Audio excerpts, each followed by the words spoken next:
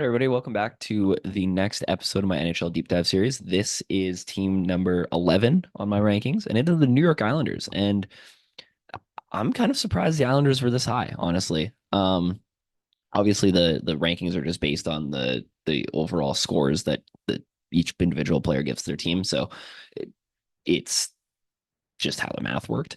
But I was intrigued by this team, and there's one glaring reason why this team is so high, and we'll get into that.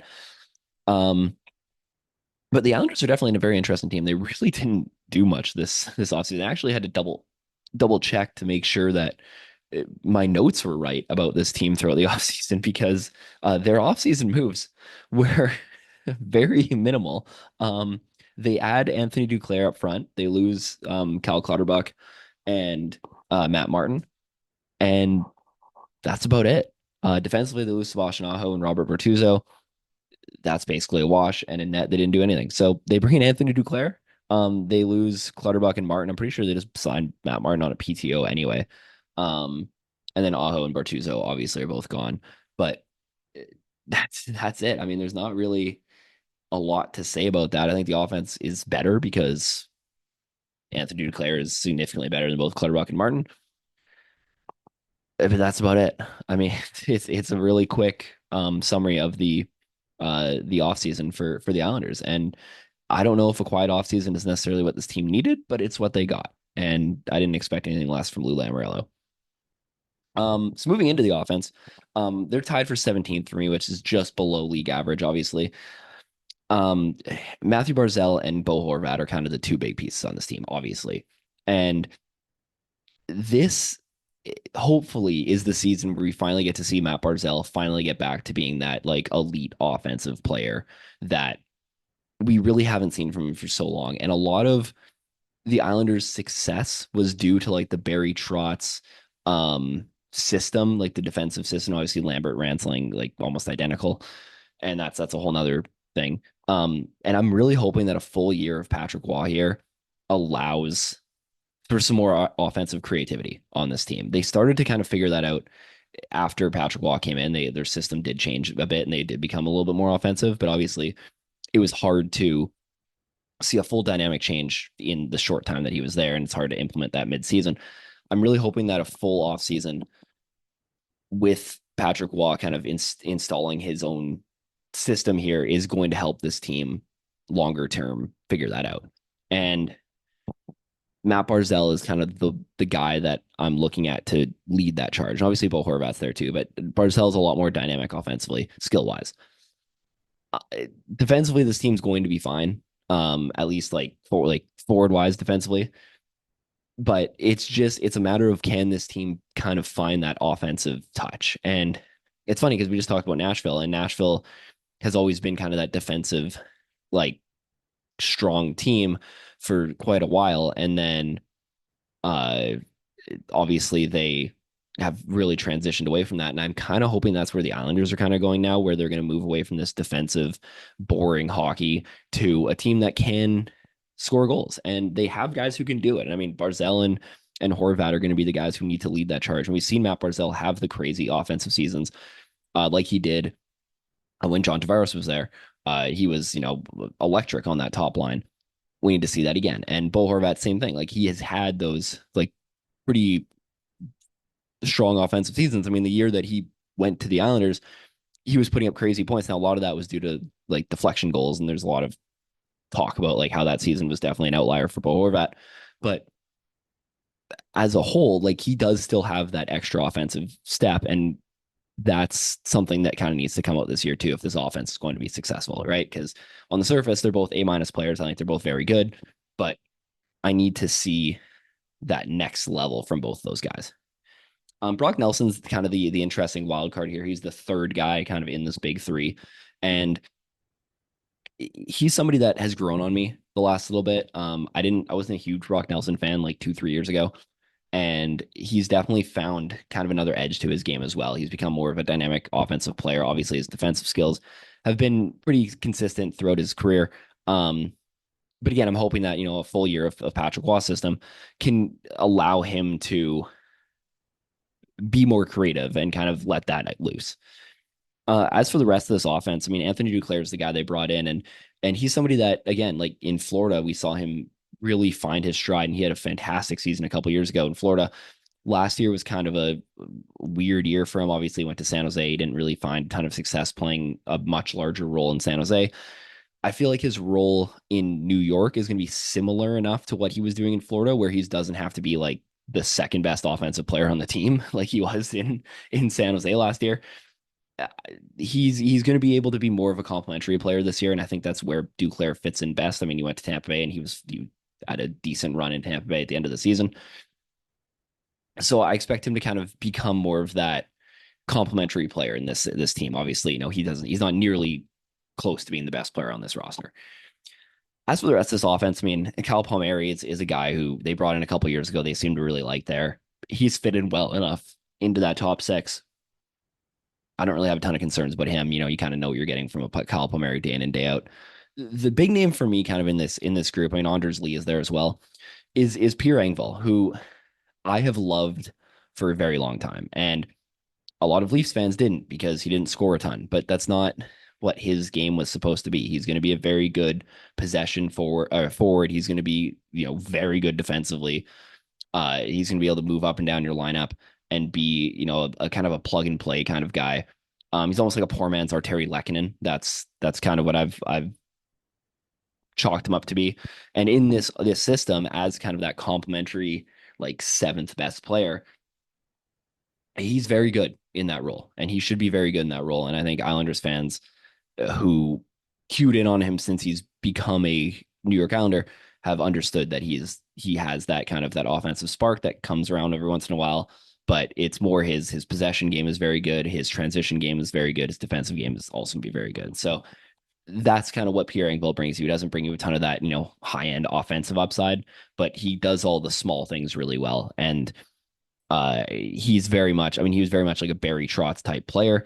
Lane Lambert used him well enough, but he's somebody that, if Patrick Waugh can find a good place for him to play on this team, then he'll be fine and he'll be very useful.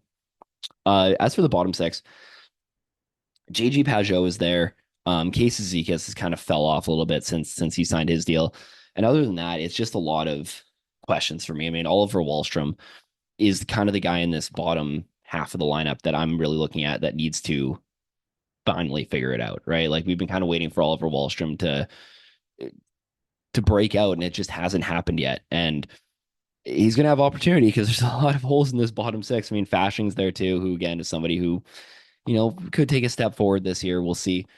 But other than that, like it's Oliver Wahlstrom's definitely the guy who I think has the most boom potential in that kind of bottom tier of their forward core.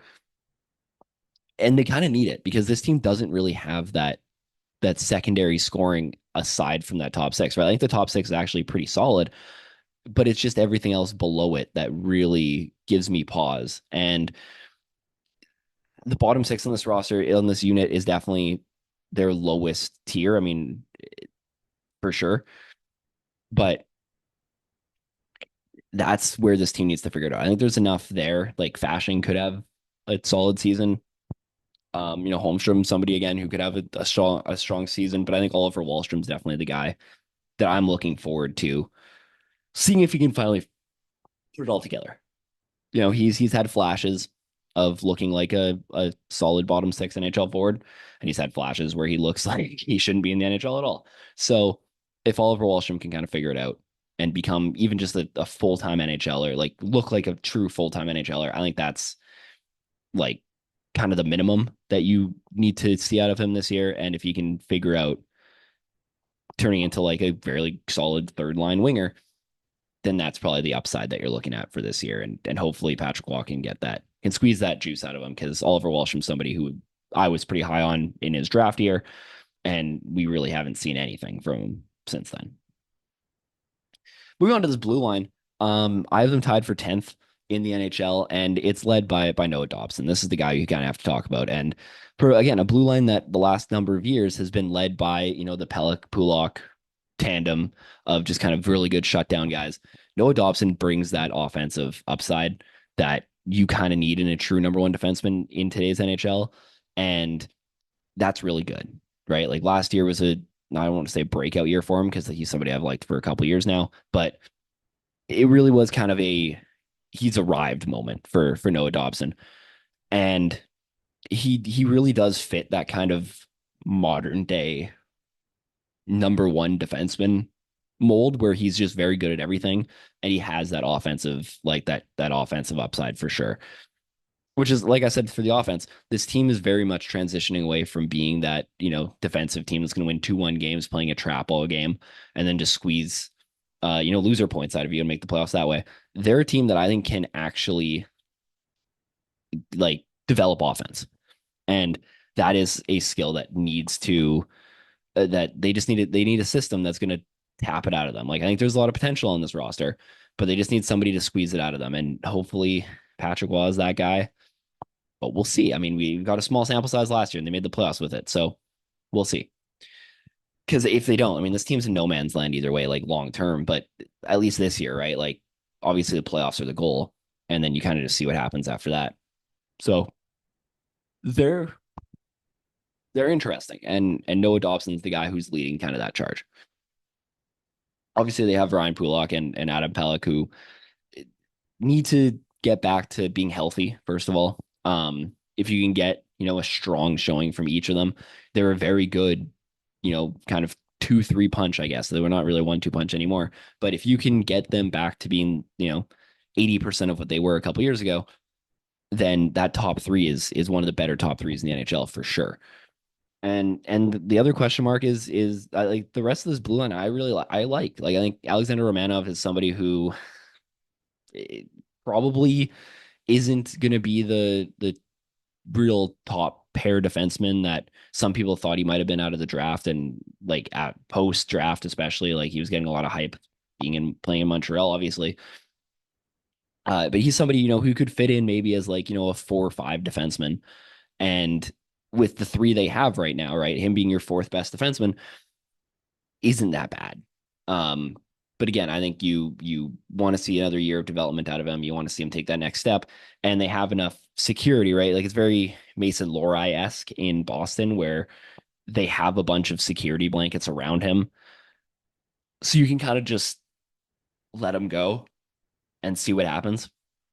So that's exciting enough for like it shouldn't be you are able to shelter Alexander Romanov enough that his development shouldn't get cooked, basically.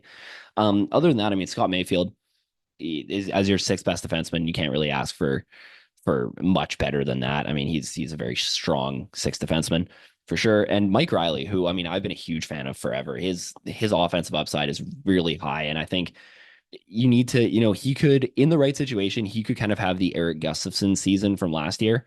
Maybe not to the same extent. 'Cause I think Eric Gustafson's a better defenseman, but or at least a more skilled player. But Mike Riley could be kind of 70% of what that was.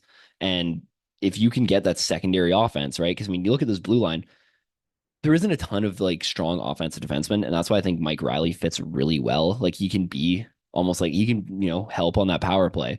He can be put into the offensive zone. He can lead, he can QB even, a 5-on-5 offense from the blue line.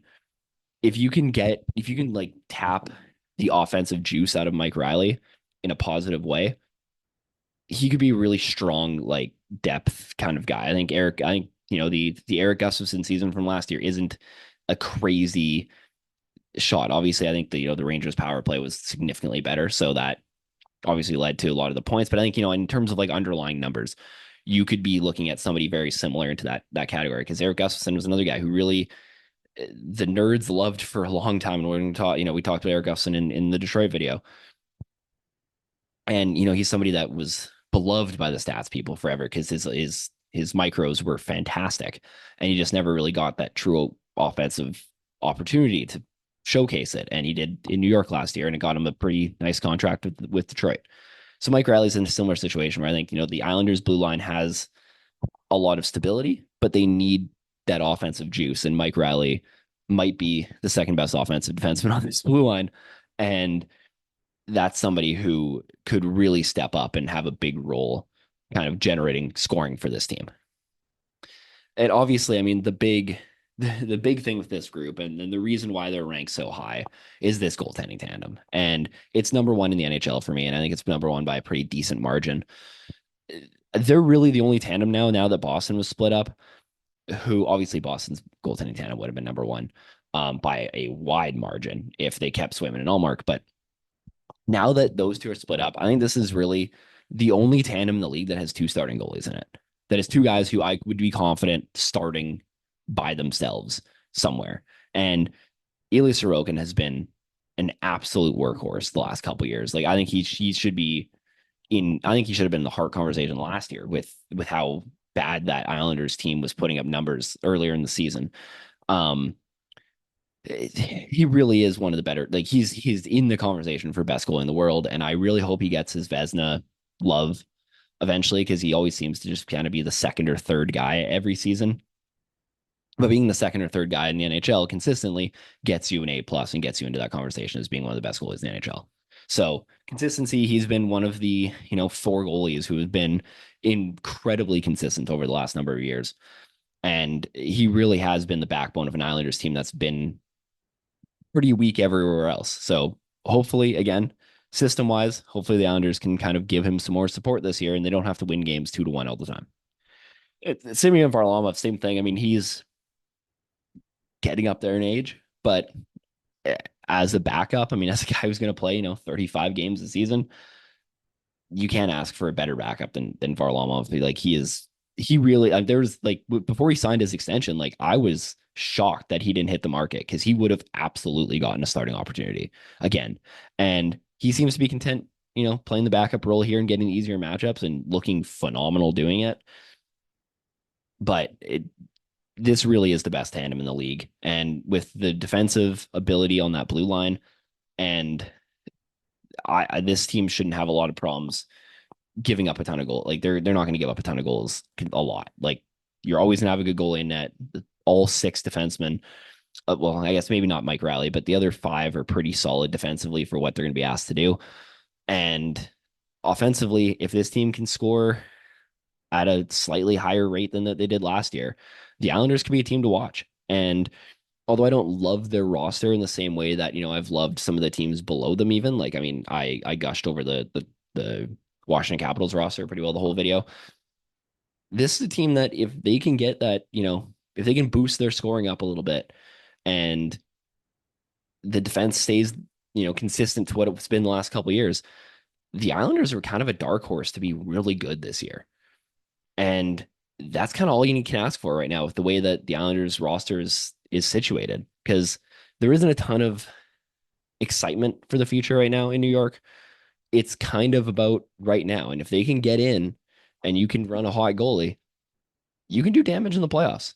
So I think a lot of people are sleeping on the Islanders just because on paper their skaters don't look great, especially offensively. And I mean the bottom six is brutal, but you get some development from guys like Holmstrom, Fashing, and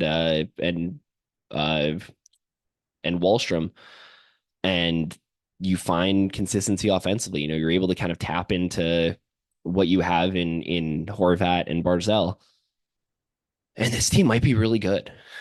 And that's something that at the beginning of the offseason I probably wouldn't have said, but the pieces are there. They just need to click, and if they can get it to click, like the Islanders could be kind of a scary team this year.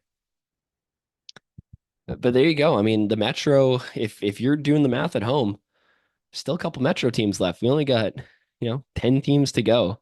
And that division's kind of been logjam. We just did Pittsburgh and Washington not that long ago. And you got the Islanders now, and there's still 3 teams left in the top 10. So that division's gonna be kind of a dogfight. But let me know what you guys think down below. Let me know what your predictions are for the Metro, because obviously we still got 3 teams left from that division, and we're in the top 10 now. So that's going to be fun. But yeah, let me know what you think about the Islanders. I think they're kind of a sleeper team if they can click everything. And make sure you like and subscribe. We got 10 teams to go, and preseason, as I'm recording this, started today. So things are exciting. Hockey's back, baby. And yeah, thank you for watching, and we'll see you in the next one.